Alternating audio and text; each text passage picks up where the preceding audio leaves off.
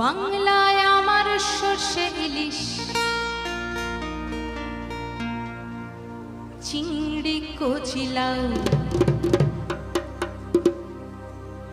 বাংলা পার্শে মাছকে ধুয়ে জিরের বাটায় দাও। বাংলায় আমার সর্ষে ইলিশ,